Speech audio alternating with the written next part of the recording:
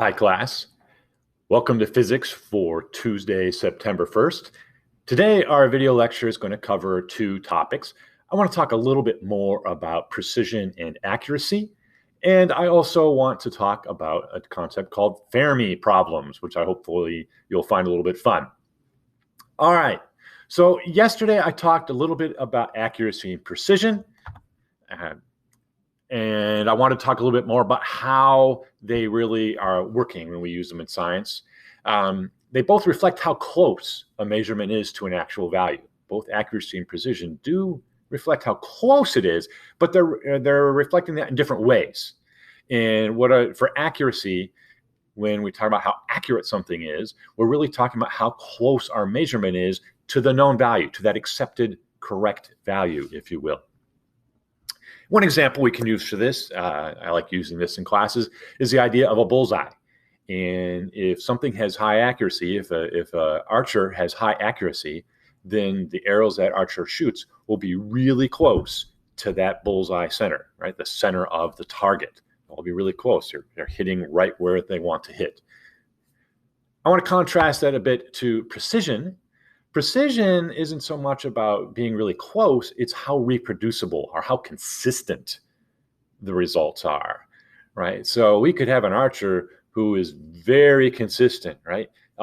Even if they're far from the accepted value. So instead of hitting that bullseye, having all their arrows hitting the bullseye, their arrows are all hitting almost straight down from the bullseye, like maybe 3 rings down from the bullseye, but they're all really close together. So the person's consistent, they're just not on target, right? And that's the difference between precision and accuracy, right? So we can be precise and accurate. We can be precise only. We can be accurate only.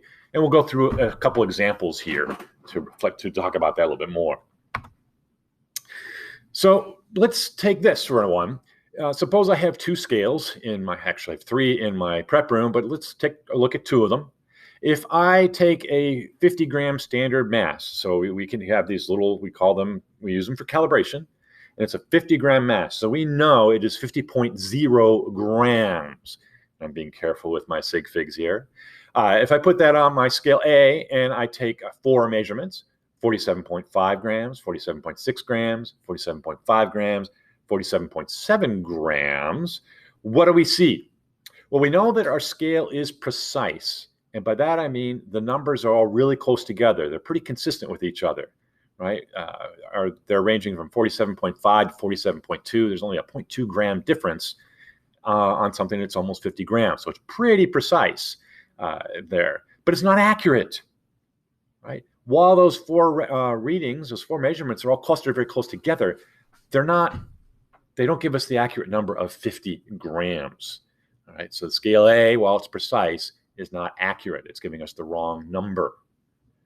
So I take my mass and I move over to scale B. And we'll take some 5 measurements off of that scale. And what do we get? 49.8, 50.5, 51.0, and 49.6. Now, if you take an average of these, let's see, 2, 6, and 15, we're going to get a little bit more than 50. We're going to get a little bit more than 50, but it's much closer to that 50 grams than scale A was.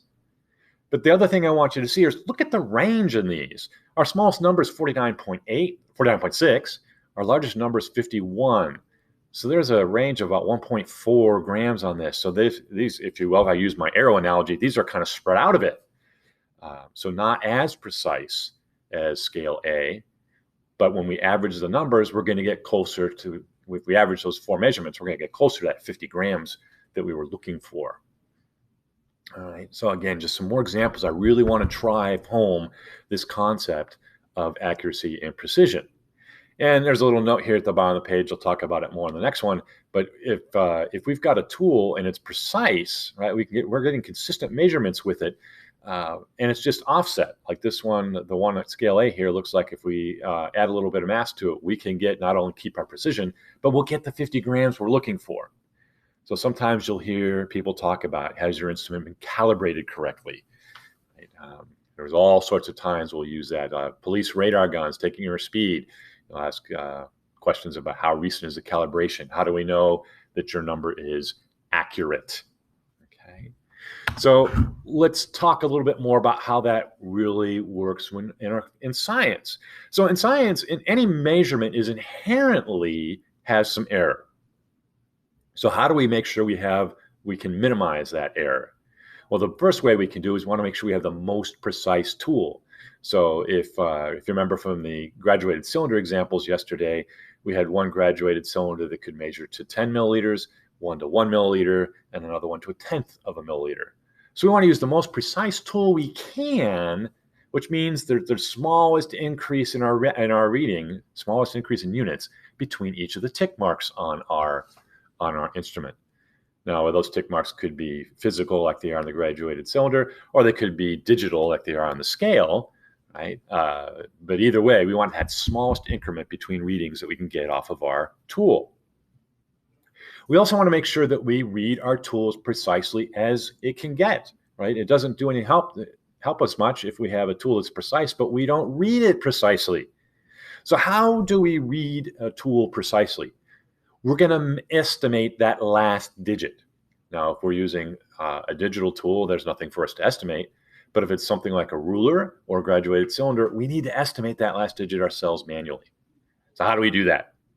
Well, the way I like to do that is I'm going to look at it first. Where's the thing we're measuring? Does that part we're going to measure, does it fall between two? We're going to identify the two closest lines, right? And then where does it fall between those lines? Is it more or less than halfway between the two lines? So right away, let's say I have something and it's falling between our 49 milliliter line and our 50 milliliter line. I'm asking the question, is it more than halfway between the two lines? Is it closer to the 50 or is it closer to the 49? All right. And then further, I'll take one more step. All right, so let's say it's got, now that we know which one it's closer to, is it closer to the halfway mark? Which of the two closest lines is it? Now let's compare where it come to the halfway mark. So I can visually kind of identify where that 49.5, where that 0.5 tick mark might be. And really asking the question here is, I have here further, is it closer to halfway between the 49 line and the 49.5 line? Right. So maybe if it's closer to the 49.5 line, maybe it's 49.3, 49.4. If it's closer to the 49 line, maybe I call it 49.1 or 49.2. So just by taking it and dividing it into quarters like that, do it halfway. Which side of that halfway line are you on? And to do halfway again, we can get pretty close to the accuracy of our instrument. We'd like to get it to about a tenth of that reading. So I just gave you a way to get within a quarter of the way between our tools, so 49.25. But we're going to estimate that last digit here. Well, 49.2 maybe, it would say, if it's less than halfway between our 49 and our imaginary 49.5 mark. And we'll do more of those throughout the year, but that's kind of what I was trying to do a little bit with those graduated cylinders in yesterday's video. And finally, the last point, if what we're measuring falls exactly on one of the lines of our measuring tool, that means our estimated digit is a 0. Don't forget to record that 0. If it fell right exactly on that 49 line, I don't just put down the answer of 49. Our answer is 49.0. Don't forget to put that 0 there. Use as many significant figures as your tool will allow. That gives you the most precise measurement that your tool can make. Okay. Finally, a little bit more about calibration. If we want to make sure we could have a precise tool, like I was talking earlier about scale A, but if it's not calibrated correctly, that will not give us an accurate number. So we want to use the tool that has the highest precision, but we also want to make sure that that tool is calibrated correctly. And oftentimes that could mean something as simple as just adding an offset to it. In the case of scale A, if we added 2.4 grams to every measurement, we could get those measurements to be accurate. We just have some systematic error in our scale that if we calibrate it correctly, we can eliminate. All right. So I want to switch gears a little bit. I want to talk about one more example. This time I'm going to put a little bit of math in. So far I have been trying to avoid it, but I want to put a little bit of math in to try to drive that point home. So here's another example. We have accuracy versus precision example. We've got two students, and let's say those two students have taken some measurements, and they each took 3 measurements. So Rachel, so her first measurement was 11.32 grams per cubic centimeter. Second was 11.35 grams per cubic centimeter. And her third measurement was 11.33. So Daniel and Leah also did 3 measurements. Now we need to ask the question, which one is accurate? Which one's precise? And which one is both accurate and precise? So here I've got the data table here. And I'm going to tell you that the actual density of lead is 11.34 grams per centimeter cubed. That's our accepted value. That's the expected value for the density of lead. So looking at our results, which ones were accurate, which ones are precise, which ones are both? Well, if I ask you to do the math here, and I'm keeping the math simple, what I first want you to do is take an average. So we're going to take the average of Rachel's 3 measurements, 11.32, 11.35, 11.33, and I calculate the average, being 11.33. We're going to do the same thing for Daniel, getting 11.43, and the same thing for Leah, we're getting 11.31. So now we know their averages. What I want to do is take the average, because that's what we're going to compare to the actual value. The actual value. So we think the actual value of density of lead is 11.34. So if we look at Rachel, she got 11.33. She's pretty accurate. She was pretty doggone close, right? Daniel, a little bit off, right? Instead of 11.34, he got 11.43. And Leah's better than, is more accurate than Daniel, right? But not quite as accurate as Rachel. Okay. Now, if you look at those, let's see if there is some sort of offset for each of those, for each tool, each student. And if you look at Rachel, she's got some readings below. She's got a reading below the 11.33. She's got a reading above the 11.35. So her tool wasn't just offset in one direction.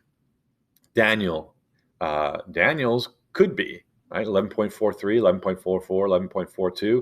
Maybe Daniel's tool is reading about a 0.1 gram too high, 0.1 gram per cubic centimeter too high, right? All his numbers are close, but they're all off in one direction.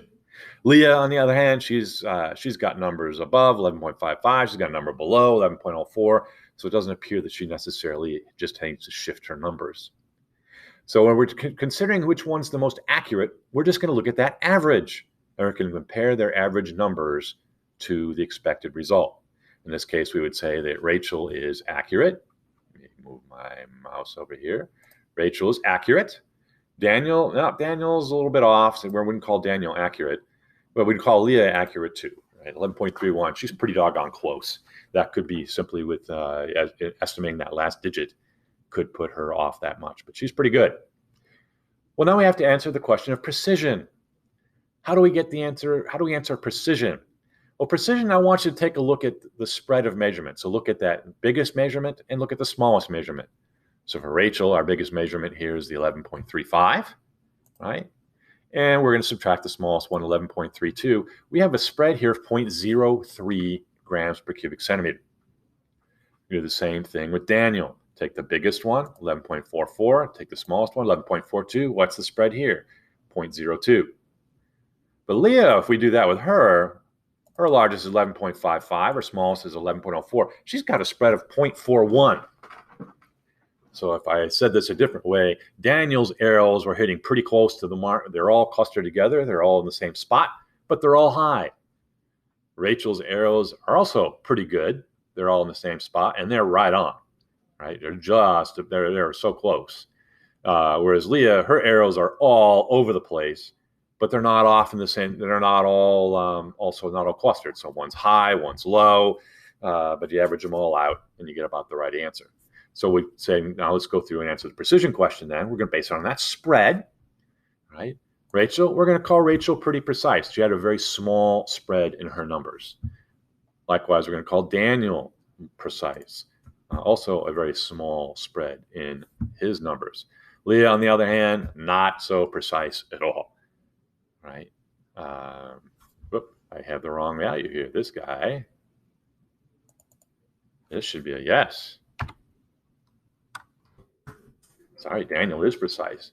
So here I gave you 3 examples.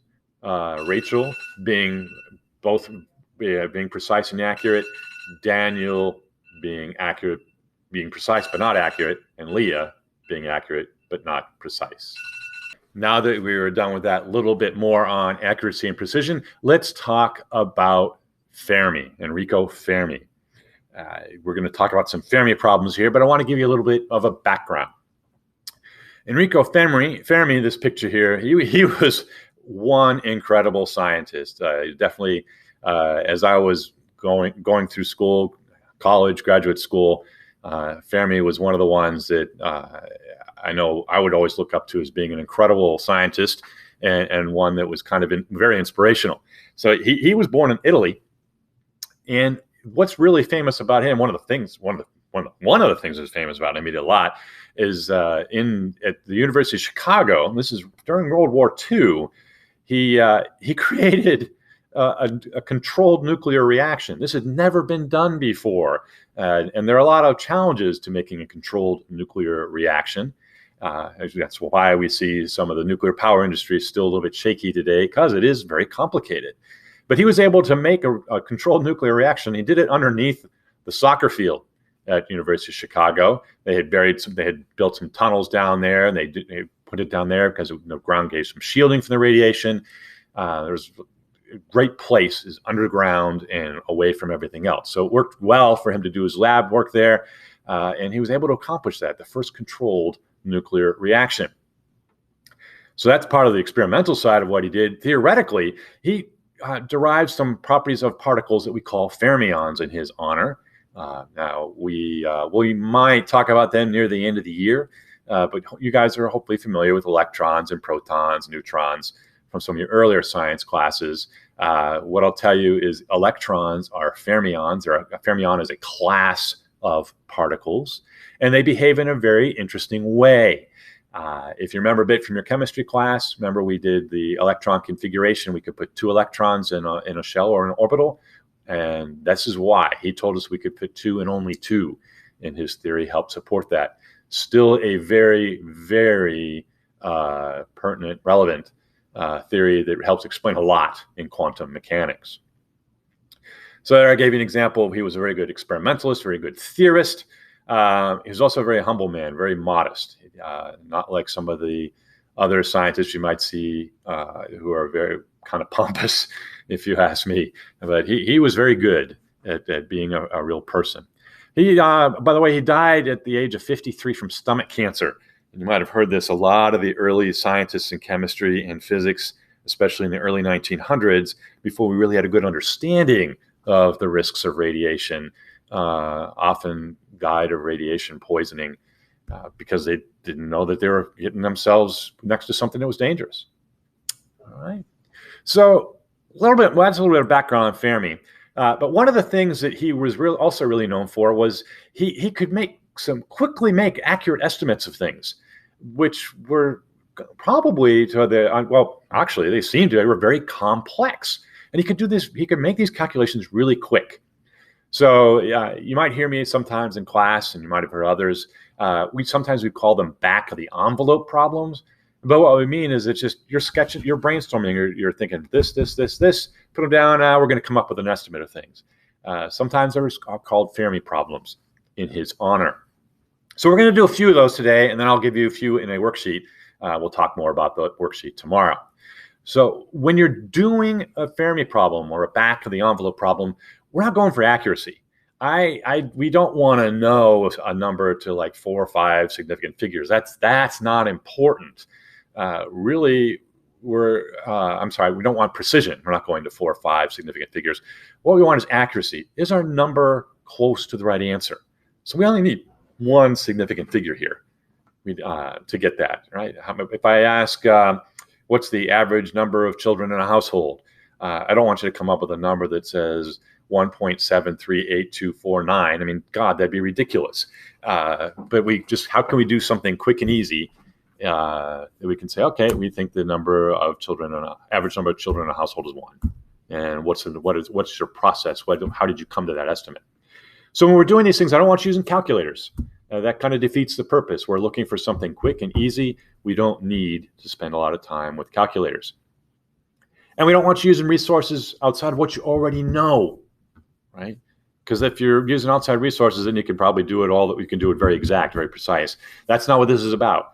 What I'm trying to get you to do is think in a mode where you can use your own knowledge and your own skills to quickly come up with an answer to something that's at least in the ballpark, right? So if I would have said the average number, if I would have said done one of these and I came back and I said, oh, the average number of children in a household is 100, you would have looked at me like I was nuts. Because I would be. There's no way it's 100. We know, just our gut tells us it's not 100. Now, one, our gut tells you that's probably not too far off. We're somewhat close. Maybe it's two, but we're at least in the right ballpark, right? And that's really what Fermi was after here. Can we get somewhat close? We don't need to be exact, but can we get somewhat close? And oftentimes you'll hear, besides back of the envelope, maybe it's an order of magnitude estimate. Sometimes we'll use that phrase, right? So like I ask you to estimate how many people are in the world right now. Hopefully you tell me somewhere around 5 billion. And hopefully you would know that 5,000 is nowhere near big enough and that 5 trillion is way too big, but something that you could get pretty close to the right order of magnitude. That's what we're looking for here. And Fermi did a great job of doing this. So let's look at a problem here. So the first one I want to try to do here is how many trees are used yearly to supply the U.S. with paper? So think about that for a moment. I'm going to pause the video here. I want you to think about that a moment. How many trees would you need? How many trees are used yearly to supply the U.S. with paper? So after you've tried this for a few minutes, open the video back up. All right, so here's what I want you to do to start. First, I want you to make a list. What facts would you need to know? What would you even have to do to come up with an estimate to what the yearly supply of U.S. paper is? And there are so many different ways you could do it. I'm going to show you the way my mind approached it, but you could approach it from a completely different perspective, and it'd be fine. Hopefully, we get very close to the same answers. So, from my perspective, is that what would we need? How would I even begin to calculate how much paper is used in the U.S.? So my first thought was, how many people are there in the U.S.? Right? So if I could figure out how much a given person uses, and then I know how many people there are, and I could keep stringing some of these things together and come up with an answer. So my first thought was, how many people are there in the United States? And I know it's roughly 400 million. And I say guesstimate because I don't know exact number is, but I know it's somewhere close to 400 million. It's not 40 million. It's not 4 million. It's not 200 million. And it's not even 300 million or 500 million. I know we're pretty close to 400 million of those numbers. So then let's think about this. How many pieces of paper does an average person use in the U.S. each day? And I said, okay, well, it's kind of hard, but 20 pieces per day sounds at least reasonable.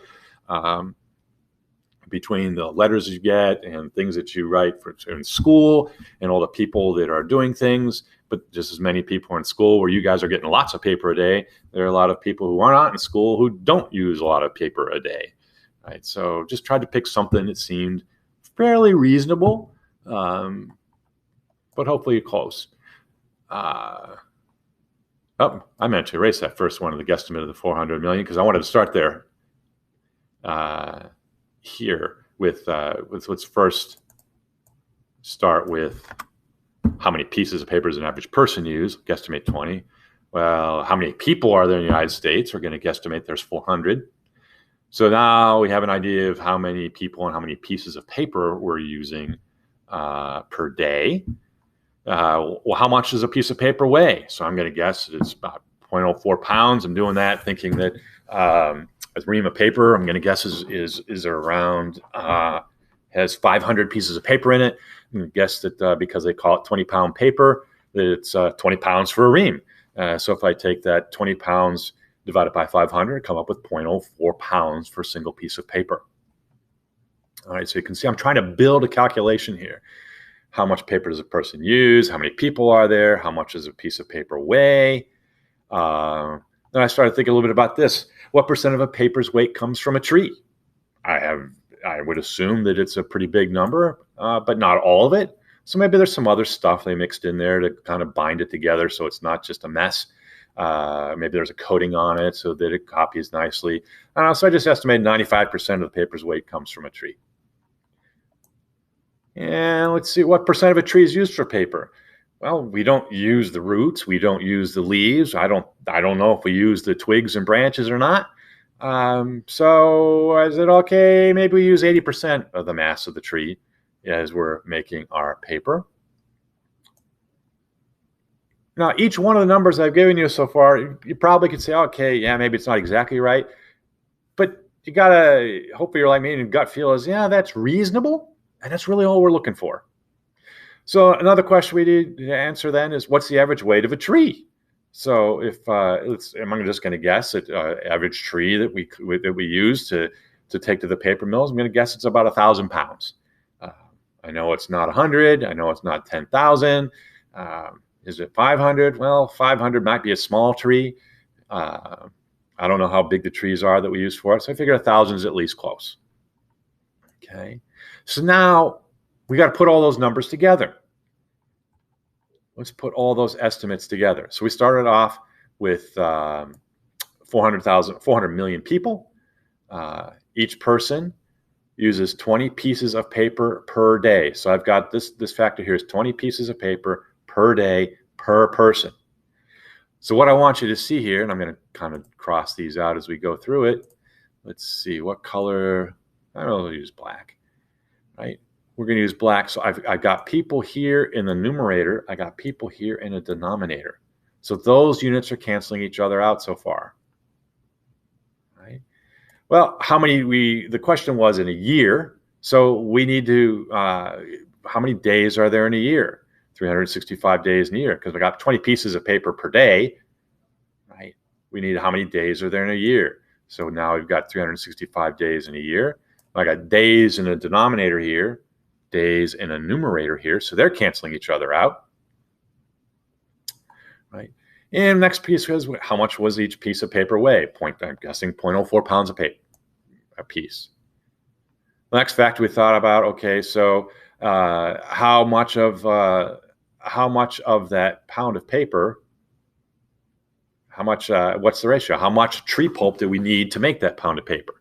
And we said that 95% of the paper comes from tree pulp. So I put 1 pound of paper creates 1 pound of tree pulp will create 95.95 pounds of paper. All right. So again, now I'm crossing things out.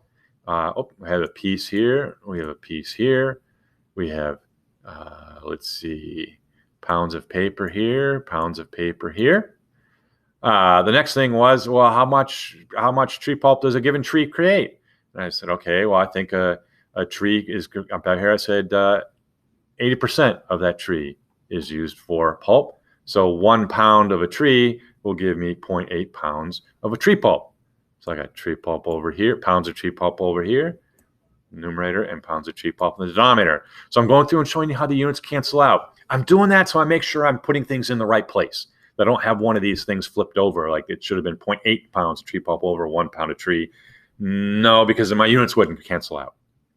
Okay. And finally, we have our last one. It says 1 tree. How much does a tree weigh? It weighs 1,000 pounds. Well, 1,000 pounds of tree, we're going to cancel out that pounds of tree there. What are we left with here? What are we left with here? The only units we're left with is in the numerator, we have trees. The denominator, we have years. That's what the question asks us for. How many trees per year? So now we just have to punch these numbers together. 400,000 times 20, multiply it by 365. I guess if I really wanted to be accurate, I would have just said, let's make it 400 so I don't need to use a calculator. And then a 0.4 here. Probably should have kept all these numbers to just one significant figure to really be consistent with what Fermi was doing. But since we knew this number exactly, I just kind of threw it in. So if we multiply all these numbers together, what are we going to end up with? 1.5 million trees. And I should have put on here per year. 1.5 million trees per year. So that's my ballpark estimate. Hopefully you got something close. So what I'll ask you to do, why don't you put your estimates for these into our question for the week, just to see what everybody was getting, what we're all at. And then later on we can actually Google it and find out how many trees a year are used for paper in the US. All right. So I got another one here we're going to do. How many dental hygienists work in Westerville? So I want to follow the same kind of an approach. Now, typically, I try to go all the way back to the beginning. You may choose to work the opposite way, start from the end and work back to the beginning. Whatever your mind works, it doesn't matter, just as long as you have a logical thought process. So I started this off, well, if I want to know how many dental hygienists work in Westerville, what do I need to know? I thought, well, first we need to know how many people are there in Westerville. And I'm going to guesstimate that there's about 40,000 people that live here in Westerville. And next question, what percent of the people see a dental hygienist? Well, I know that my family, we see it all the time, but I know I've got some relatives that haven't seen a dentist in 30 years. So I'm going to guess that maybe 60% of people see their dental hygienist. And then the next question, how many times a year do they visit their dental hygienist? I know I visit them twice a year because that's the way I was always brought up. You visit your dentist twice a year, keep your mouth healthy, your teeth healthy.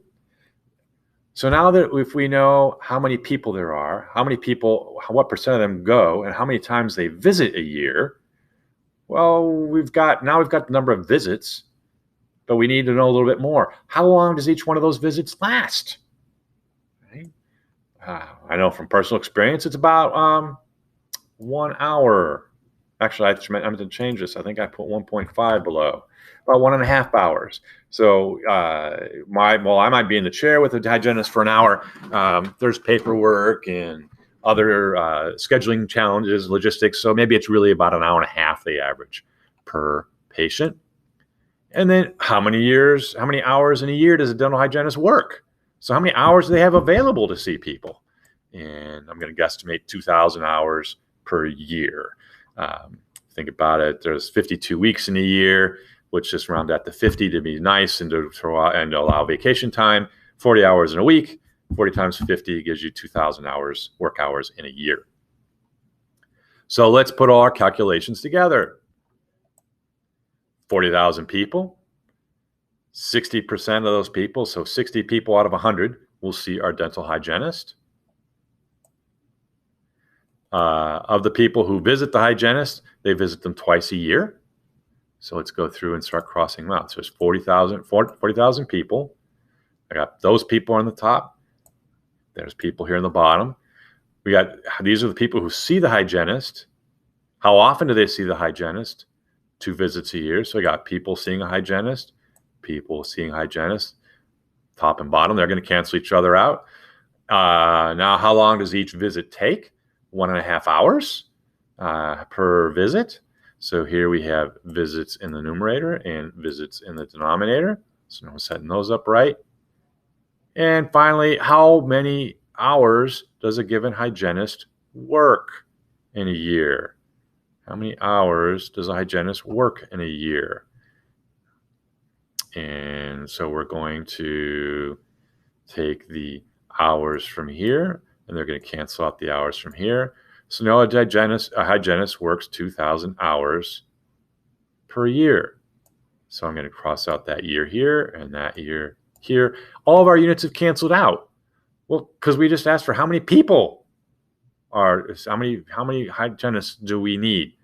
So we multiply all our numbers together. What do you come up with? I came up with about 36 hygienists would be needed to handle the people of Westerville.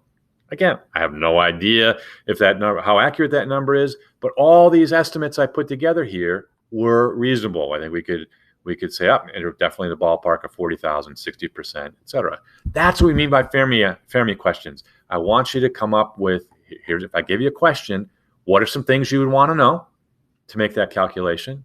And what are some reasonable estimates for those things that you would need to know? Okay. So I've given you 2 examples. I want you to take a look at the Fermi question worksheet in today's folder, and we'll talk about it more tomorrow. Thanks, everybody.